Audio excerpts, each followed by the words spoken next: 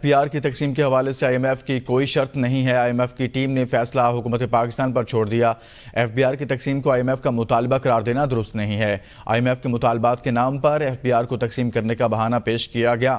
تفصیلات سے متعلق آپ کو آگاہ کر رہے ہیں کہ آئی ایم ایف نے فیصلہ حکومت پاکستان پر چھوڑ دیا ہے اور ایف بی آر کی تقسیم کو آئی ایم ایف کا مطالبہ قرار دینا درست نہیں ہے۔ ذرائع کی جانب سے یہ خبر سامنے آ رہی ہے، آئی ایم ایف کے نام پر ایف بی آر کو تقسیم کرنے کا بہانہ پیش کیا گیا۔ ایف بی آر کی تقسیم کے حوالے سے آئی ایم ایف کی کوئی شرط نہیں ہے۔ اس حوالے سے کچھ خبریں سامنے آ رہی تھی، تاہم اب یہ معلوم پڑا ہے کہ آئی ایم ایف نے فیصلہ حکومت پاکستان پر چھوڑ دیا ہے۔ ایف بی آر کی تقسیم کو آئی ایم ایف کا مطالبہ قرار دینا درست نہیں ہے۔ آئی ایم ایف کے نام پر ایف بی آر کو تقسیم کرنے کا بہانہ پیش کیا گیا۔ مزید بات کرتے ہیں شاہد اجمل سے۔ شاہد مزید بتائے گا۔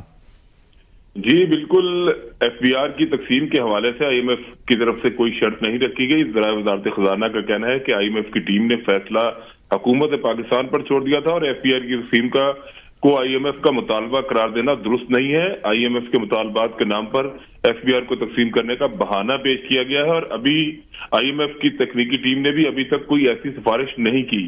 نگران وزیر خزانہ ڈاکٹر شمشاد اختر اگر عام انتخابات سے قبل ایف بی آر کی تنظیموں کی منظوری کے لیے متحرک ہو چکی ہیں اور رواں ہفتے ایف بی آر کی تقسیم کے لیے ہر ممکن کوشش کرنے کی تیاریاں کر لی گئی ہیں، جبکہ ایف بی آر کی تقسیم کے منصوبہ کو آئی ایم ایف کے پروگرام کی شرائط کا تاثر دینا ذرائع کا کہنا ہے درست نہیں ہے۔